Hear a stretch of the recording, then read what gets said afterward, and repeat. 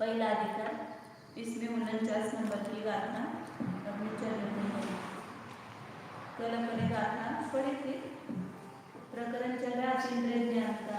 अतीन्द्रिय ज्ञान को ही सर्वज्ञ रूप से सिद्ध किया कि अतीन्द्रिय ज्ञान के लिए कोई भी जानना अशक्य नहीं है, और उस केवल ज्ञान को ही सिद्ध करने के लिए यहाँ पर ये बता रहे हैं कि जो सर्व को जानता है वही एक अपने आत्मा को जान सकता है, और जो एक अपने आत्मा को जानता है, विपुल आत्मा को, वही सर्व को जानता है।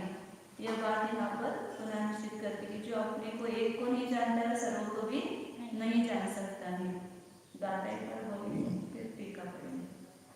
दौवम अनंत परिचय मेघमणंतानि दव जानानि न विजानति जति जुगवम् किरसो सौपानि जानाति। जो एक पर्याय अनंत पर्याय सहित अपने एक द्रव्य को नहीं जानता है, वह अनंत द्रव्यों के समूह को, सर्व अनंत द्रव्यों के समूह को कैसे जान सकता है? मतलब नहीं जानता है। अब इसी बात को टीका में अच्छी तरह से सिद्ध करते हैं। उस टीका को पढ़ते हैं। आत्मा ही तावत् स्वयं ज्ञानमयत्वे सति ज्ञातृत्वा ज्ञानमेव। आत्मा ही, वास्तव में पहले आत्मा क्या चीज है वो बता रहे हैं। आत्मा ही तावत् स्वयं ज्ञानमयत्वे सति, मतलब आत्मा स्वयं, प्रतिज्ञा करेंगे पहले, आत्मा स्वयं ज्ञानम एव। आत्मा क्या है? आत्मा कहते क्या ध्यान में आता है हमें? आत्मा शब्द का कोई वाच्य है कि नहीं है? जैसे शक्कर कहते हैं, आपको याद आता है मिठास, वो सफेद होती है, चौकोर होती है, सफेद मीठी होती है, वो शक्कर है। अग्नि कहते ही वो उष्ण रूप अग्नि। ख्याल में, ज्ञान में उसका स्वरूप आता है ना। कोई भी वस्तु का जब नाम लेते हैं तो वो स्वरूप सहित वो वस्तु हमारे ज्ञान में आती है, खाली शब्द शब्द नहीं आते हैं शब्द के साथ। अब हमें आत्मा को जब आत्मा कहते हैं तो उस समय हमें क्या आता है ज्ञान में? आत्मा मतलब क्या वस्तु आती है ज्ञान में? तो ये वस्तु आनी चाहिए ज्ञान, जो अमूर्तिक ज्ञान है, जो जान रहा है, जानने वाला है, प्रतिभासमय है, ऐसा यह ज्ञान मतलब ही आत्मा है। आत्मा कोई स्पर्श रसगंध वर्णात्मक वस्तु नहीं है। आत्मा मतलब राग द्वेष मोह कर रहा है वो आत्मा नहीं है, या जो शरीर दिखाई दे रहा है वो आत्मा नहीं है, या जो भी कर्म का उदय चल रहा है वो आत्मा नहीं है। तो अस्थिर रूप से आत्मा को कहेंगे तो चेतना गुणम, चेतना तभी ज्ञान। तो आत्मा प्रथम तो स्वयं ज्ञानमय ही है, ये वो शब्द लगाया है। ज्ञान ही ज्ञान मतलब आत्मा, आत्मा मतलब ज्ञान। इसलिए आचार्य पहले कलश में भी समय साथ के बोलते हैं आत्मा ज्ञानम स्वयं ज्ञानम ज्ञानादन्य करोति। आत्मा ज्ञान रूप है, वो ज्ञान के सिवा क्या कर सकता है? कुछ भी नहीं करता है। तो जब भी आत्मा शब्द कहते हैं तो हमें एक ज्ञानमय वस्तु ख्याल में आनी चाहिए। क्यों आत्मा ज्ञान रूप है? अन्य वस्तु ज्ञान रूप में आत्मा ही ज्ञान रूप क्यों है? क्योंकि ज्ञानमय सभी ज्ञानवाद हेतु दिया। आत्मा ज्ञानमय ही है। क्यों? क्योंकि ज्ञानमय होने पर पूरा आत्मा के प्रदेश ज्ञानमय है, चैतन्यमय है, मतलब ही ज्ञानमय है। तो ज्ञानमय होने पर ज्ञातृत्व जानने का काम करता है, ज्ञाता है। इसलिए पहले ही उन्होंने ज्ञान की व्याख्या दी थी, जो जानते सो नाना। जो जानते 35 नंबर की गाथा में आता है कि जो जानता है वही ज्ञान है। तो आत्मा ज्ञाता है, जानता है, इसलिए आत्मा ज्ञान ही है।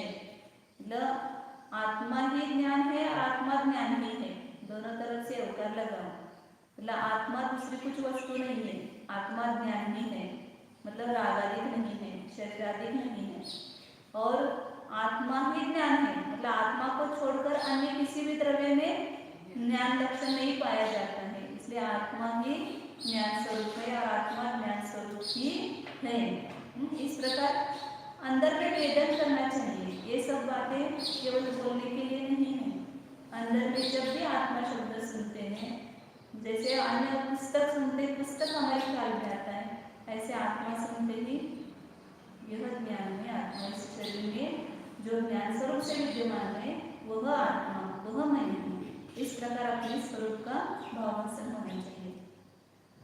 आगे कहते हैं ज्ञानम तु प्रति आत्मवर्ती प्रतिभासमय महासामान्यम।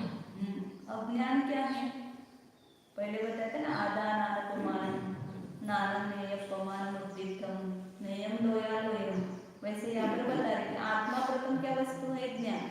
आत्मा के संपूर्ण प्रदेशों में ज्ञान भरा हुआ है, इसलिए आत्मा को ज्ञान में ही देखो। और वह ज्ञान क्या वस्तु है? तो ज्ञानंतु प्रत्यात्मवर्ती प्रतिभासमय महासामान्यम।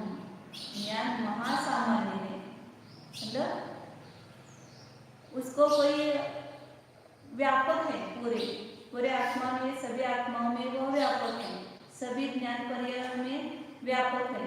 सामान्य होता है वो व्यापक होता है, विशेष होता है वो व्याप्य होता है।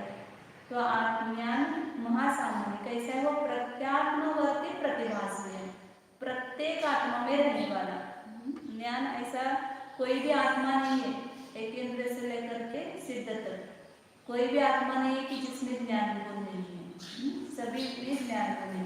इसलिए प्रत्यात्मवर्ती, प्रत्येक आत्मा में रहने वाला, प्रतिभासमय। ज्ञान को कैसे बताएंगे? तो प्रतिभासमय, जिसमें प्रतिभास होता है, जिसमें स्व और पर दोनों जानने में आते हैं, ऐसे ही प्रतिभासमय महासामान्य। मतलब ज्ञान मतलब या पर्याय नहीं लिया, ज्ञान यह गुण लिया, ज्ञान यह ध्रुव वस्तु ली, पारिणामिक ज्ञान लिया, सहज ज्ञान लिया कि जो जानने स्वरूप से वर्तन करता है। तो ऐसे प्रत्येक आत्मा में रहने वाला प्रतिभासमय महासामान्य है ज्ञान मतलब। तत्तु प्रतिभासमय अनंत विशेष व्यापी। और जो सामान्य होता है वो विशेष में व्यापक रहता है।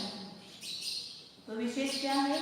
तत्तु प्रतिभासमय अनंत विशेष व्यापी। वह ज्ञान जो प्रतिभासमय अनंत विशेष है, मतलब जो ज्ञान की पर्याय है, मति ज्ञान, श्रुत ज्ञान, अभिज्ञान, मनकर ज्ञान, केवल ज्ञान, ये सब ज्ञान की क्या है, पर्याय है। तो ये प्रतिभास में अनंत विशेष है। इन सब अनंत विशेषों में व्याप्त होकर रहने वाला वह ज्ञान महासामान्य है। तो इसलिए उसका ही खुलासा किया, वो महासामान्य ज्ञान रूप महासामान्य किस में व्याप्त रहेगा, जो अप्रतिभासमय पर्याय है उसमें रहेगा। क्या ज्ञान प्रतिभास स्वरूप है, प्रतिभास स्वरूप मतलब प्रकाश, प्रकाश स्वरूप मतलब उसमें स्वन पद दोनों भी प्रकाशित मतलब प्रतिभासित होते हैं। ऐसा यह प्रतिभास में वस्तु है। और प्रतिभास में वो किसमें रहता है ज्ञान, तो जितने भी प्रतिभास में अनंत पर्याय है, विशेष है, उसमें वो व्याप्त होकर के रहता है। सर्वद्रव्य पर्याय निबंधनाः, और ये प्रतिभास में अनंत विशेष जो है वह कैसे है, सर्वद्रव्य पर्याय निबंधनाः। प्रतिभास विशेष मतलब ज्ञान पर्याय, उसमें निमित्त कौन है, सर्वद्रव्य सर्वद्रव्य, सभी द्रव्यों की सभी पर्याय। जैसे केवल ज्ञान में सभी द्रव्यों की सभी पर्याय जाने जा रही हैं, मति ज्ञान, श्रुत ज्ञान आदि में कुछ द्रव्यों की कुछ पर्याय जानने में आ रही है। या जो श्रुत ज्ञान है, द्रव्य श्रुत ज्ञान, उसमें सभी द्रव्य और कुछ पर्याय जाने जा रही है। इसलिए वही जो सिद्ध किया ना 23 नंबर की गाथा में, आदा नानपमानम नानम नेयपमानम उद्दिष्टम नेयम लो याद, यही बात सिद्ध करे यहाँ पर। आत्मा में सभी ज्ञानाकार है, सिद्ध करना है। तो इसलिए आत्मा ज्ञानमय है, ज्ञान महासामान्य है, महासामान्य विशेष में व्याप्त होकर के रहता है। और विशेष जो होता है वो विशेष जो पर्याय होने में निमित्त कौन है, सब द्रव्य और पर्याय ये उसमें निमित्त है। जैसे अपन सभी वृक्ष, आम का वृक्ष है, नीम के वृक्ष है, केले के वृक्ष है, कितने सारे इस खेत में कितने वृक्ष है, अनार के वृक्ष है, द्राक्ष के वृक्ष है। तो सब में क्या है, महासामान्य क्या है, वृक्षत्व वृक्षत्व वृक्षत्व महासामान्य। और एक एक अलग अलग वृक्ष विशेष हो गया, व्याप्य हो गया। उन सब वृक्षों में वृक्षत्व यह महासामान्य व्यापक है। इस प्रकार जो जितनी भी नयाकार पर्याय है, नय को जानने रूप पर्याय है, उन सब में व्यापक कौन है, एक ज्ञान। ज्ञान ज्ञान ज्ञान ज्ञान ज्ञान सभी में देखो तो ज्ञान है। अब किसका ज्ञान है उसको गौर करो, तो सब क्या है, ज्ञान ज्ञान है। घट का ज्ञान, पट का ज्ञान, पुस्तक का ज्ञान और किसका माइक का ज्ञान, तो सब में ये भले विशेष विशेष पर्याय है, लेकिन उन सब में ज्ञान व्याप्त है, व्यापक है। और उस ज्ञान पर्याय प्रकट होने में निमित्त ये सर्वद्रव्य और उनकी सब पर्याय है। तो केवल ज्ञान सभी द्रव्यों की सभी पर्याय को एक साथ जानता है, तो उसमें नेयाकार रूप प्रकट हो गया। कौन सा नेयाकार प्रकट हो गया, संपूर्ण द्रव्य, संपूर्ण उन द्रव्यों की त्रैकालिक पर्याय सब नेय बनी हुई है। तो उस सब नेय बनी, तो उस नेयाकार पर्याय में निमित्त कौन हो गए, सभी द्रव्य और सभी पर्याय निमित्त हुए। कल बताया था 3 लगाना, नेय पदार्थ, नेयाकार और ज्ञानाकार। नेय पदार्थ कौन है, बाहर के जितने भी 6 द्रव्य हैं वो सब नेय पदार्थ है। उनको जानने वाले ज्ञान की पर्याय वह नेयाकार रूप है। और उस नेयाकार पर्याय में व्याप्त कौन है, ज्ञान सामान्य है, ज्ञानाकार है। तो इस प्रकार यहाँ पर वो सिद्ध किया। मतलब अब यहाँ पर वो आगे बताएंगे कि उस एक नेयाकार पर्याय में सभी द्रव्य सभी पर्याय हैं, तो उसको जो जान रहा है उसने सभी द्रव्य पर्याय को जान लिया। यह सर्वद्रव्य पर्याय निबंधन अनंत विशेष व्यापी प्रतिभासमय महासामान्य रूपम आत्मानं स्वानुभव प्रत्यक्षं न करोति। कथम प्रतिभासमय महासामान्य व्याप्त प्रतिभासमय अनंत विशेष निबंधन भूत सर्वद्रव्य पर्यायान प्रत्यक्षी कुर्यात्। विशेष रूप से बात की है कि जो अर्थ यह मतलब जो जीव सर्वद्रव्य पर्याय निबंधन अनंत विशेष व्यापी प्रतिभासमय महासामान्य रूपम आत्मानं स्वानुभव जीव अपने आत्मा को स्वानुभव प्रत्यक्ष नहीं करता है। कैसा है वो आत्मा कि जिसमें सर्वद्रव्य और सर्वद्रव्यों की सब पर्याय जिसमें निमित्त है, ऐसे अनंत विशेषों में व्याप्त होने वाले प्रतिभास स्वरूप महासामान्य रूप अपने आत्मा को स्वानुभव प्रत्यक्ष नहीं करता है। मतलब जैसे केवली भगवान है, उस केवली भगवान का आत्मा, उस आत्मा में ज्ञान गुण व्याप्त है, तो उस ज्ञान गुण में नए रूप पर्याय प्रकट हुई है, नयाकार रूप पर्याय। उस नयाकार पर्याय में कौन है? सर्वद्रव्य सर्व पर्याय है ना, सभी द्रव्य के सभी पर्याय लगते हैं उनके ज्ञान में। तो सभी द्रव्य सभी पर्याय उनको जानने वाले ऐसे जो नयाकार रूप उनके केवल ज्ञान पर्याय है, वो जिसमें स्थित है, ऐसे अपने आत्मा को प्रत्यक्ष नहीं कर रहे, स्वानुभव प्रत्यक्ष। जब केवल भगवान ने अपने आत्मा को प्रत्यक्ष किया तो उनको केवल ज्ञान भाषित हुआ कि नहीं हुआ? केवल ज्ञान भाषित हुआ तो उस केवल ज्ञान में झलके हुए जितने भी नयाकार पर्याय हैं उस सबको भाषित किया कि नहीं किया? और उसको जाना तो सभी द्रव्य सभी पर्याय को उन्होंने जाना। अब उस आत्मा पे उन्होंने नहीं जाना। जैसे दर्पण रखा हुआ है, उस दर्पण में अनेक पदार्थ झलक रहे हैं, पेड़ है, उसके फल वगैरह सब दिखाई दे रहे हैं। दर्पण, बड़ा दर्पण लगा हुआ है, उसमें ये सब सामने वाले सभी पदार्थ उसमें दिखाई दे रहे हैं। तो वो सब पेड़ पौधों के जो आकार है किसको दिखेगा?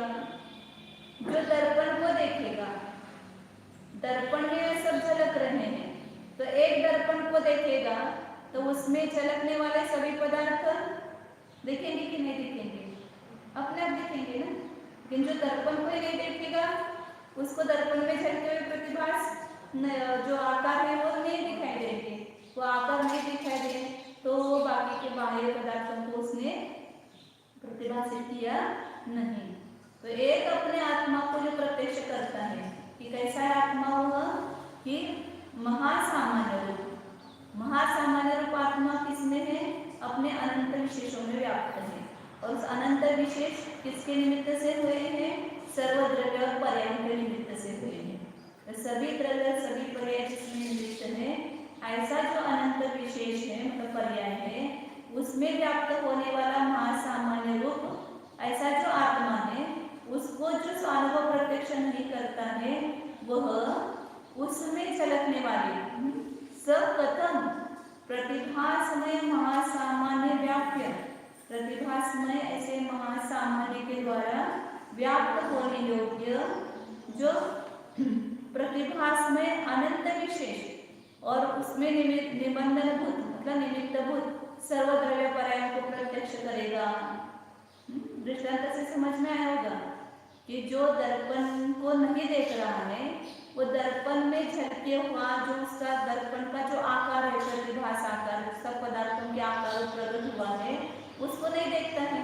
और उसको नहीं देख रहा है वो सभी बाहर के जो पेड़ पौधे और वृक्ष आदि हैं उसको भी नहीं देख रहा है। और जो दर्पण को देखेगा, एक दर्पण को, तो दर्पण में झलके हुए नयाकारों को देखेगा। और उन नयाकारों को देखेगा तो इसके निमित्त ये बाहर के पेड़ और पौधे आदि थे उसको भी देखेगा। उसी प्रकार जो एक अपने स्वानुभव प्रत्यक्ष आत्मा को जानेगा, मैं अपने आत्मा को प्रत्यक्ष कर रहा है, तो उस आत्मा में जो कौन है, ये उस महासामान्य से व्याप्त जो अनंत विशेष मतलब जो केवल ज्ञान पर्याय है, उस केवल ज्ञान पर्याय में झलके हुए संपूर्ण नयाकार, उस नयाकारों को वो प्रत्यक्ष करेगा। और नयाकारों को प्रत्यक्ष किया तो सभी विश्व को उसने प्रत्यक्ष कर लिया, सभी विश्व को उसने जान लिया, ऐसा सिद्ध होगा। तो इस प्रकार जो एक को नहीं जानता है वह सर्व को नहीं जानता, क्योंकि एक में सब समाया हुआ है। एक आत्मा, उसमें ज्ञान महासामान्य, उस ज्ञान महासामान्य में अनंत विशेष और उस अनंत विशेष में सर्वद्रव्य और सर्वपर्याय है। तो एक को जो देखेगा वो सबको देखेगा, और जो एक आत्मा को नहीं देखेगा वो सबको नहीं देखेगा। इसलिए जो एक को जानता है वो सर्व को जानता है, ऐसा कह रहे हैं। एवं एतत् आयाति यह आत्मानं न जानाति स सर्वं न जानाति। इसलिए क्या सिद्ध हुआ? निषेध रूप से का दो नास्ति मतलब एक आस्ति होती है। जो आत्मा को नहीं जानता है वो सबको नहीं जानता है, मतलब जो आत्मा को जानता है वो सबको जानता है। अत्र सर्वज्ञानात् आत्मज्ञानात् सर्वज्ञानम् इति अवतिष्ठते। इसलिए ये दोनों अविनाभावी हैं, आत्मज्ञान और सर्वज्ञान। पीछे के काटा में सिद्ध किया कि सब ज्ञान से आत्मा का ज्ञान होता है, क्योंकि जो उस आत्मा में झलके हुए संपूर्ण द्रव्यों को देख रहा है वो उस एक आत्मा को भी देख रहा है, और अभी जो एक आत्मा को देख रहा है वो उस आत्मा में झलके हुए सभी द्रव्यों को देख रहा है। इसलिए सबका ज्ञान आत्मा का ज्ञान होता है और आत्मा का ज्ञान आचरण में सिद्ध किया है। और आगे बताते हैं। एवं च सति ज्ञानमयत्वेन स्वसंचेतकत्वात् आत्मनः ज्ञातृज्ञेयोः वस्तुत्वेन अन्यत्वे सति अपि प्रतिभासमानयोः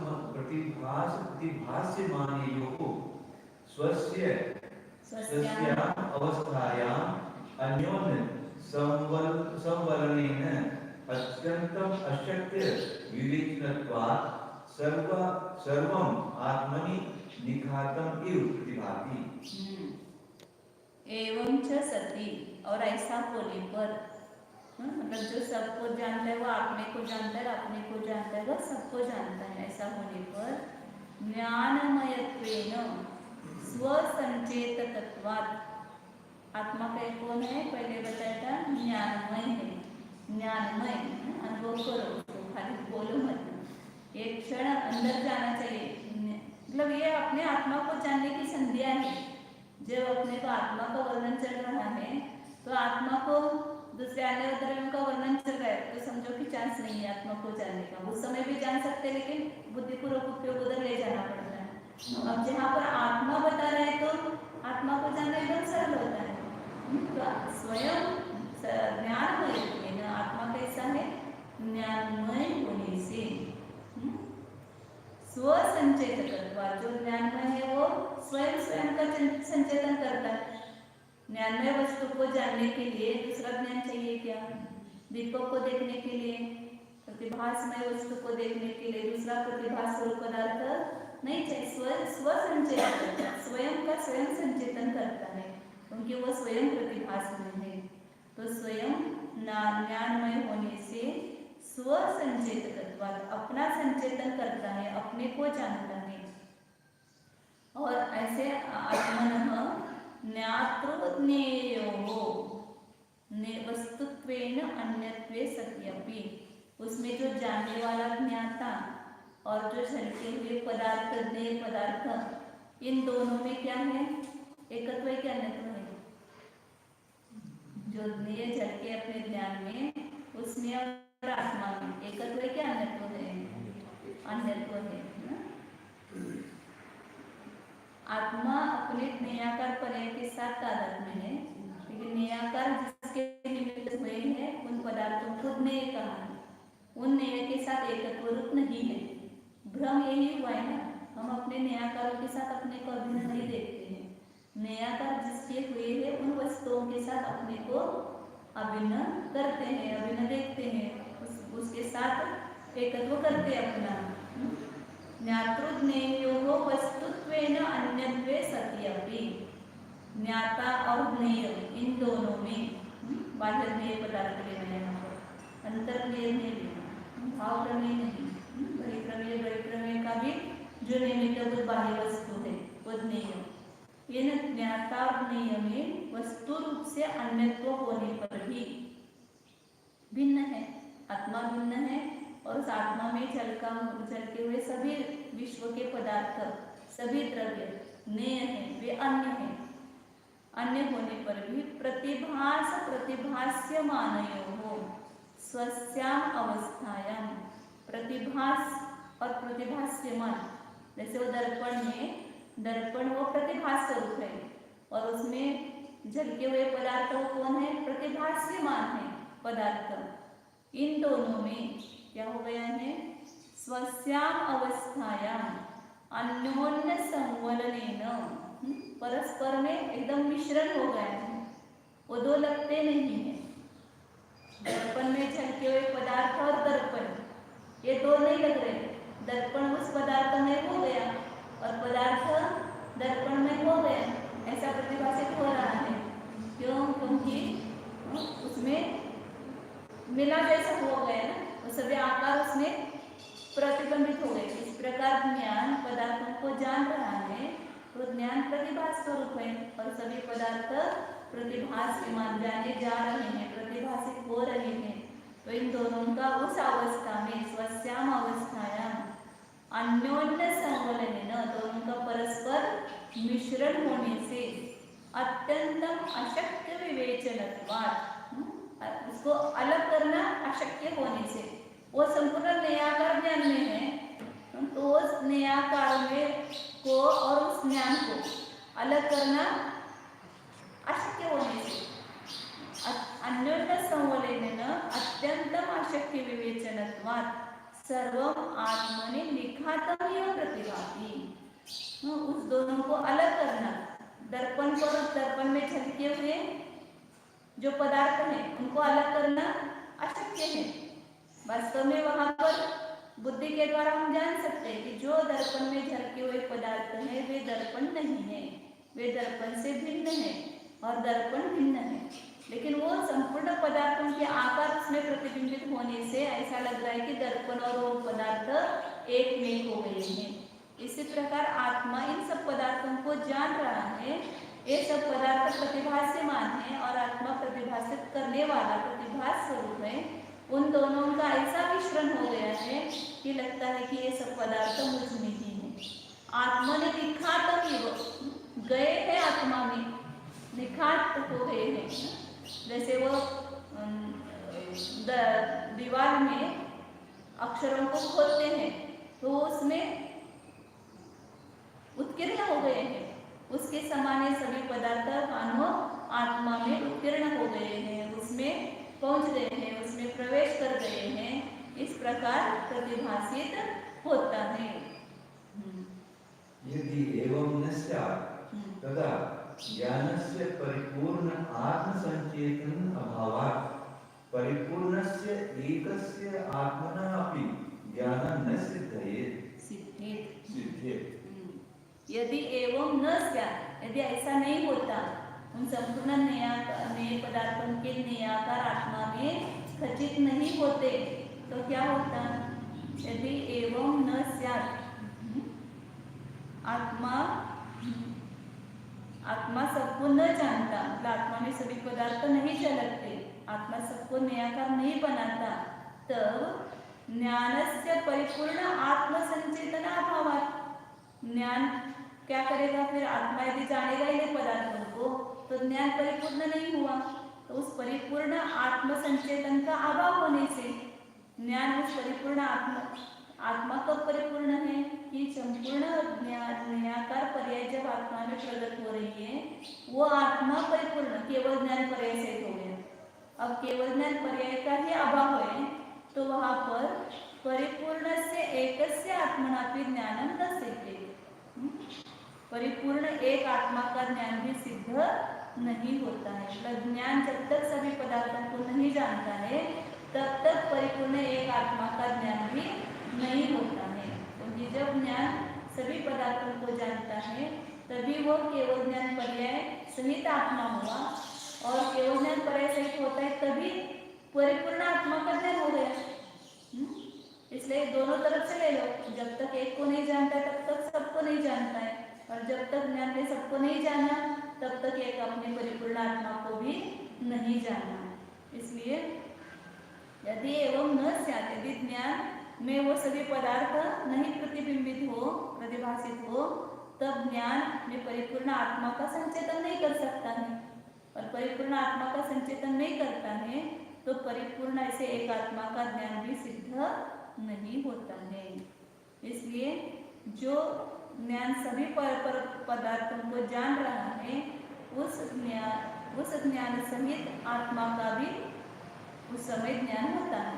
तो जो सभी नए पदार्थों को जान रहा है, तभी वह ज्ञान कैसा हो गया, संपूर्ण नयाकार रूप प्रकट हो गया। और संपूर्ण नयाकार रूप जब ज्ञान प्रकट हुआ, तभी वो आत्मा परिपूर्ण जाना गया। इस प्रकार जो सबको जानता है वो एक को जानता है, और जो एक को जानता है वह सबको जानता है, बात सिद्ध होती है। जैसे अनाचार्य की टीका में खुलासा करें। एकम अजानन् सर्वं न जानाति इति निश्चिनोति। अब क्या सिद्ध करते, वही 49 नंबर की गाथा का ही भाव है कि एक को न जानने वाला सबको नहीं जानता। जो एक अपने आत्मा को नहीं जानता है, वो सबको नहीं जानता है। द्रव्यम अनंत पर्यायम एकम अनंतानि द्रव्य जातीनि यो न जानाति अनंत द्रव्य समूहान कथम स सर्वान् जानाति युगपद एक समये न कथमपि इति। जो द्रव्य कैसा है, द्रव्य अनंत पर्याय रूप एक द्रव्य को और अनंत द्रव्य जाति को जो नहीं जानता है, अनंत द्रव्यों के समूह को और एक द्रव्य को नहीं जानता है, वह सबको एक साथ सबको जानता है। कैसे सबको जानता है? किसी भी प्रकार से सबको नहीं जान सकता है। अनंत द्रव्य समूह उन्होंने उधर दिए जैसे आचार्य ने कि जो एक द्रव्य को और अनंत द्रव्यों के समूह को नहीं जानता है, वो सबको कैसे जान सकता है? तो नहीं जानता है। तथा हि आत्मलक्षणं तावत् ज्ञानं तच्च अखंड प्रतिभासमयं सर्वजीव साधारणं महासामान्यम्। ऊपर जो क्या था वही भावार्थ है कि आत्मा का लक्षण क्या है? ज्ञान। लक्षण स्वरूप होता है, तो आत्मा ज्ञान स्वरूप है। आत्मा ज्ञान का लक्षण है, और वह ज्ञान कैसा है? अखंड प्रतिभासमय है, सर्वजीव साधारण, सभी जीवों में पाया जाने वाला, अपने सभी पर्यायों में पाया जाने वाला, और ऊर्ध्वता सामान्य रूप होगा, और सभी जीवों में पाया जाने वाला तिर्यक सामान्य रूप होगा। दोनों स्वरूप होता है। तो सर्वजीव साधारण में पाया जाने वाला वो महासामान्य है, उसको महासत्ता कहते हैं। तच्च महासामान्यं ज्ञानमय अनंत विशेष व्यापी। और वह महासामान्य कैसा है? ज्ञानमय अनंत विशेषों में व्याप्त रहने वाला, जितने भी ज्ञान पर्याय है उन सब में वो महासामान्य व्याप्त रहता है।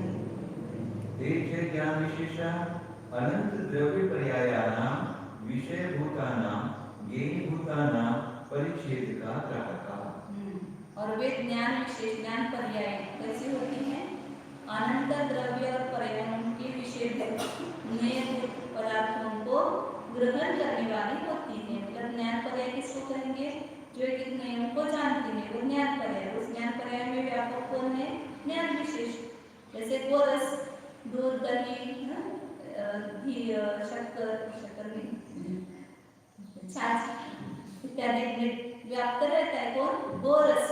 सभी में गोरस बना है, तो उसकी भी पर्याय हो गई ना। इसी प्रकार जितने भी ज्ञेय पर्याय हैं, ज्ञेय को जानने रूप पर्याय हैं, उन सब में ये ज्ञान व्यापक रहता है।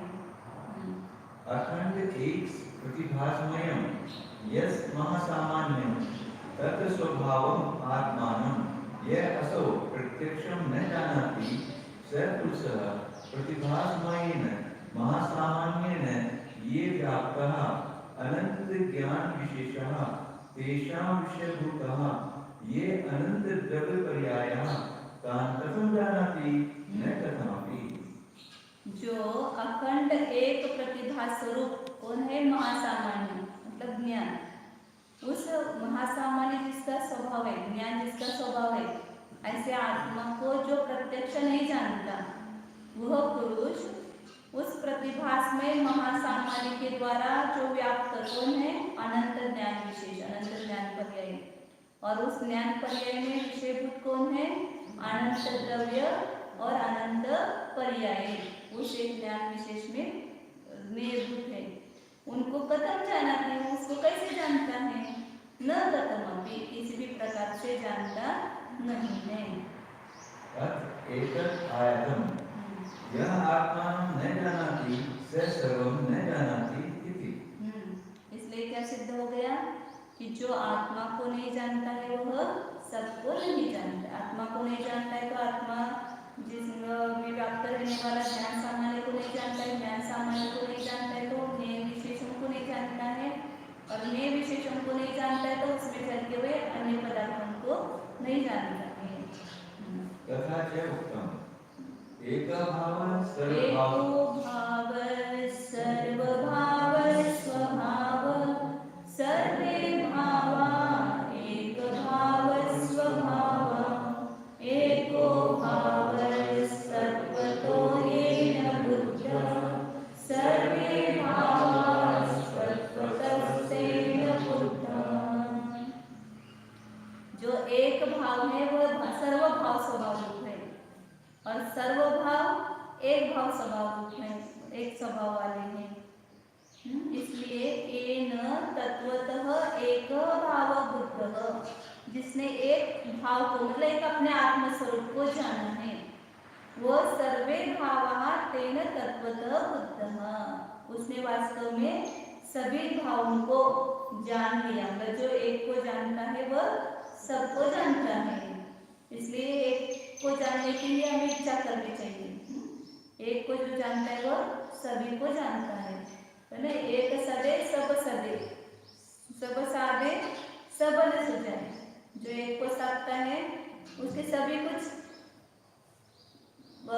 कार्य सिद्ध होते हैं, और जो सबको साधने के लिए जाता है, हमारे सुवर्ण मौसी जैसे मैं यहाँ भी दूँ, ये भी करूँ, वो भी करूँ, एक भी काम व्यवस्थित नहीं होता है। और जो एक को साधता है उसके सभी काम व्यवस्थित हो जाते हैं। तो इसलिए आचार्य कहेंगे एक भाव एक तत्वतः बुद्धि, जिसने एक भाव को, एक अपने आत्मा को वास्तविक स्वरूप से जान लिया उसने, क्योंकि एक आत्मा को वास्तविक रूप से कब जानना होगा कि जब वो परिपूर्ण हो जाए, संपूर्ण केवल ज्ञान पर्याय सहित होता है, तभी उस एक भाव को जानना शक्य है। और जिसने एक भाव को जान लिया अपने आत्म स्वरूप को, उसने सभी भावों को अपने आप जान लिया है वास्तविक परमात्मा रूप से। अत्र आशिष्यः आत्मपरिज्ञाने सति सर्वपरिज्ञानं भवति इति अत्र व्याख्यातम्। तत्र तु गुरुसूत्रे भणितं सर्वपरिज्ञाने सति आत्मपरिज्ञानं भवति इति। यदि एवं तर्हि छद्मस्थानां सर्वपरिज्ञानं नास्ति, आत्मपरिज्ञानं कथं भविष्यति? आत्मपरिज्ञानभावे च आत्मभावना कथं? तदभावे केवल ज्ञानोत्पत्तिः नास्ति इति। प्रश्न बराबर है। कोई भी सामान्य रूप से पढ़ेगा उस व्यक्ति को प्रश्न हुए बिना नहीं पढ़ता रहेगा। हमें भी जब पहले पढ़ते थे वैसा प्रश्न होता था। तो जैसे नाचार्य वो प्रश्न उठाए हैं कि आत्मा का ज्ञान होने पर सबका ज्ञान होता है, यहाँ पर बताया। और पिछले गाथा में क्या बताया? सबका ज्ञान होने पर आत्मा का ज्ञान होता है। अब छद्मस्थों को सबका ज्ञान होता ही नहीं है। यदि एवं तरी छद्मस्थानां सर्वपरिज्ञानं नास्ति, छद्मस्थ जीवों को सबका ज्ञान नहीं हो सकता। आप क्या बोल रहे हैं कि सबको जानने पर आत्मा को जानता है। अब सबका ज्ञान छद्मस्थ को होना शक्य है क्या? नहीं। फिर वो कैसे अपने आत्मा को जानेगा? सबका ज्ञान नहीं होगा तो अपने आत्मा को नहीं जानेगा, और आत्मा को नहीं जानेगा तो आत्मा की भावना कैसे करेगा? आत्म परिज्ञान के अभाव में आत्मा की भावना करना ही शक्य नहीं है। और तद अभाव आत्मा की भावना नहीं करेगा तो केवल ज्ञान की उत्पत्ति कैसे होगी? तो ये प्रश्न कैसे छुड़ाना? ऐसे प्रेतराश्रय दोष भी है, क्योंकि जब तक आत्मा को नहीं जानेगा तब तक केवल ज्ञान नहीं होगा। जब तक केवल ज्ञान रूप नहीं होगा तब तक आत्मा को नहीं जानेगा। तो कैसे करना? तो आचार्य इसका उत्तर देते हैं आगे। परिहारः परोक्ष प्रमाणभूत शुद्ध ज्ञानेन सर्वपदार्थाः ज्ञायन्ते। कथमिति चेत् लोकालोकादि परिज्ञानं व्याप्ति ज्ञान रूपेण छद्मस्थानाम् अपि विद्यते तच्च व्याप्ति ज्ञानं परोक्षाकारेण केवल ज्ञान विषय ग्राहकम कथंचित आत्मा एव भूम्यते। पहला उत्तर दिया है इसमें कि परोक्ष प्रमाण कैसे जानेंगे, ऐसा प्रश्न कहता है ना। यदि सबको नहीं जानता है तो आत्मा को नहीं जानेगा, और आत्मा को नहीं जानेगा तो आत्मा की भावना नहीं कर सकता है, आत्मा की भावना नहीं करेगा तो केवल ज्ञान की उत्पत्ति नहीं होगी। तो उसका पहला उत्तर दे रहे हैं कि परोक्ष प्रमाणभूत श्रुत ज्ञान, उस श्रुत ज्ञान के द्वारा सर्व पदार्थ जाने जाते हैं। मतलब आगम के द्वारा यह जीव सभी पदार्थों को जानता है, तब उसको उसमें से आत्मा का भी ज्ञान होगा ना, सब पदार्थों को जानेगा। तो कथम इति चेत, कैसे जानता है श्रुत ज्ञान के द्वारा सभी पदार्थों को, तो लोकालोकादि परिज्ञानम व्याप्ति ज्ञान रूपेण छद्मस्थानामपि विद्यते। संपूर्ण पदार्थों का ज्ञान, लोक और आलोक आदि का ज्ञान व्याप्ति ज्ञान रूप से छद्मस्थ जीवों को भी पाया जाता है। इसलिए ना देवागम सूत्र में भी आया था, केवल ज्ञान स्याद्वाद केवल ज्ञाने, स्याद्वाद केवल ज्ञाने सर्वज्ञान प्रकाशने वेद साक्षात् साक्षात् च वस्त्वन्यतमं भवेत्। श्रुत ज्ञान में और केवल ज्ञान में क्या अंतर है? दोनों सभी को जानते हैं, लेकिन केवल ज्ञान को प्रत्यक्ष जानता है, श्रुत ज्ञान परोक्ष। परोक्ष मतलब एक तो आगम और व्याप्ति ज्ञान, ये परोक्ष है दोनों भी। तर्क भी परोक्ष है, अनुमान भी परोक्ष प्रमाण है, और आगम प्रमाण भी परोक्ष है। तो जो श्रुत ज्ञान सभी को जानता है वो इन प्रमाण के द्वारा जानता है। पहले तो श्रुत ज्ञान के द्वारा जानता है, और व्याप्ति ज्ञान के द्वारा, जहाँ धर्म द्रव्य अधर्म द्रव्य इनको तो प्रत्यक्ष नहीं देख रहा है श्रुत ज्ञान, इन सबको व्याप्ति ज्ञान के द्वारा, तर्क ज्ञान के द्वारा जान रहा है। तो छद्मस्थों को भी व्याप्ति ज्ञान के द्वारा, वो भी एक प्रमाणभूत ज्ञान है, उस ज्ञान के द्वारा जानता है। और वो व्याप्ति ज्ञान परोक्षाकारेण केवल ज्ञान विषय ग्राहकम, जो व्याप्ति ज्ञान परोक्ष रूप से केवल ज्ञान के विषय को ग्रहण करने वाला कथंचित आत्मा एवं होते, कथंचित उसको आत्मा ही कहा जाता है। तो उसने क्या किया, आत्मा को जाना कि नहीं जाना श्रुत ज्ञान में? तो जाना, व्याप्ति ज्ञान के द्वारा सभी पदार्थों को जान रहा है, तो वो अपने आत्मा को जान रहा है, क्योंकि वो सबका ज्ञान मतलब आत्मा ही है। अथवा दूसरा उत्तर दे रहे हैं, स्वस्थ आगे बढ़ना है। अथवा स्वसंवेदन ज्ञानेन आत्मा ज्ञायते ततः च भावना क्रियते तया रागादि विकल्प रहित स्वसंवेदन ज्ञान भावनाया केवल ज्ञानम च जायते। कैसे केवल ज्ञान उत्पन्न होगा, आगे बता रहे। ये किसके द्वारा जानना है आत्मा को? स्वसंवेदन ज्ञानेन आत्मा ज्ञायते। छद्मस्थ को भी अपने स्वसंवेदन प्रत्यक्ष ज्ञान के द्वारा आत्मा जाना जाता है। मैं हूँ, एक इसको पूछने की जरूरत है, कैसे जान रहे प्रत्येक को? स्वसंवेदन ज्ञान के द्वारा। अज्ञानी भी स्वसंवेदन ज्ञान के द्वारा आत्मा को जान रहा है, ज्ञानी भी स्वसंवेदन ज्ञान के द्वारा जान रहा है। फर्क क्या है? वो सराग स्वसंवेदन ज्ञान के द्वारा जान रहे हैं अज्ञानी, और ज्ञानी वितरा स्वसंवेदन ज्ञान के द्वारा अपने आत्मा को प्रत्यक्ष करते हैं, जानते हैं। तो वितराग स्वसंवेदन ज्ञान जो है वही वास्तव में प्रत्यक्ष शुद्धोपयोग रूप निर्विकल्प समाधि रूप कहा जाता है। इसलिए स्वसंवेदन ज्ञान के द्वारा, अपने प्रत्यक्ष ज्ञान के द्वारा आत्मा का वेदन हो रहा है। और फिर जब आत्मा समझ में आ गए, हाँ यह चैतन्य स्वरूप आत्मा में है, तो उस आत्मा की हमें चैतन्य रूप से भावना कर सकते हैं। और उस भावना की करने से क्या होगा? रागादि विकल्प रहित स्वसंवेदन ज्ञान भावना से ही केवल ज्ञान की उत्पत्ति होती है। इसलिए आत्मा को जाने बिना केवल ज्ञान उत्पन्न नहीं होता है। तो वो जो आत्मा को जानना है, पहले वो स्वसंवेदन प्रत्यक्ष ज्ञान के द्वारा आत्मा को वह जानता है, और तब उसको केवल ज्ञान की उत्पत्ति होती है। जब केवल ज्ञान की उत्पत्ति होती है तो सबको जान रहा है, तो सबको जान रहा है, तब वो अपने एक परिपूर्ण आत्मा को जान रहा है, और अपने परिपूर्ण आत्मा को जान रहा है तब सबको जान रहा है। इस प्रकार यह सिद्ध होता है। यदि नास्ति दोष, इसलिए दोष नहीं है। हम कैसे आत्मा को जानेंगे यदि सबका ज्ञान नहीं हुआ तो? तो सबका ज्ञान आगम के द्वारा करो और आगम के द्वारा करके स्वसंवेदन प्रत्यक्ष ज्ञान से अपने आत्मा को जानो और अपने आत्मा को जान करके आत्मा की भावना करेंगे तो केवल ज्ञान की उत्पत्ति नियम से होती है। इस प्रकार ये सिद्ध किया।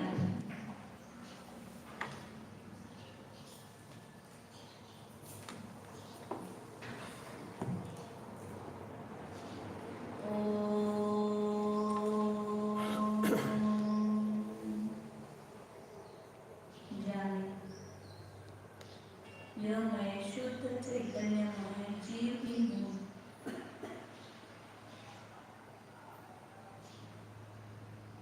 मैं प्रतिभासमय पदार्थ हूँ, ज्ञानमय पदार्थ हूँ, ज्ञान का घनपिंड हूँ। एक ज्ञानमय अनुभव कीजिए। जो कुछ अन्य अनुभव में आ रहा है वो मैं नहीं हूँ। जो स्वयं अनुभव स्वरूप है वो मैं हूँ।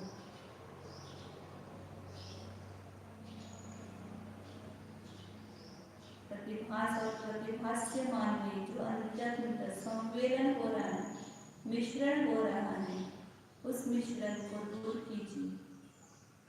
जानिए प्रतिभास अलग है, प्रतिभास्यमान पदार्थ भिन्न है। ज्ञाता और ज्ञेय इन दोनों में भेद कीजिए। मैं ज्ञाता हूँ और इस ज्ञान में झलके हुए पदार्थ मैं नहीं हूँ। वे ज्ञेय पदार्थ स्वतंत्र है, भिन्न है, उनका अस्तित्व भिन्न है, मेरा अस्तित्व भिन्न है। जिसमें ज्ञेय पदार्थ झलके हैं ऐसा ज्ञान सामान्य नहीं है।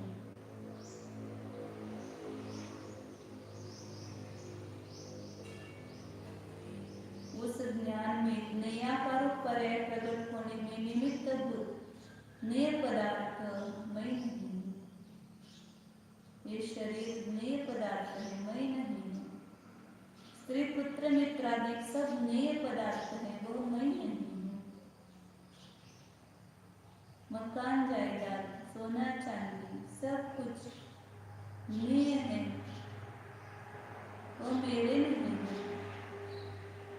वे ज्ञान रूप नहीं है, ज्ञान में आ रहे हैं लेकिन ज्ञान में नहीं है। एक मैं ज्ञान में वस्तु हूँ।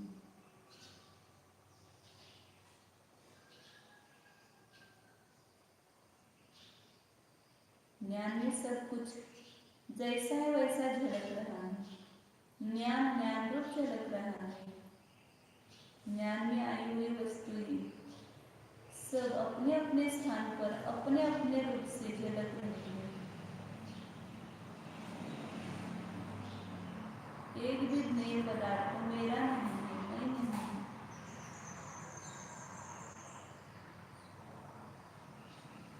मैं ज्ञान का घनपिंड हूँ, ज्ञान का सागर हूँ, ज्ञान निधि हूँ। देखिए अपने को।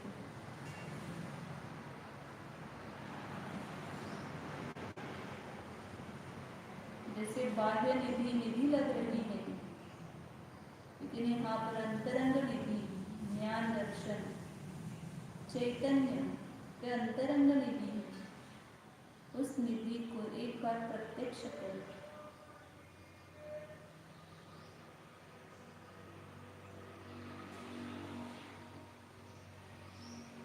शुद्ध चैतन्य सत्ता स्वरूप ज्ञान निधि स्वरूप एकत्व विभक्त स्वरूप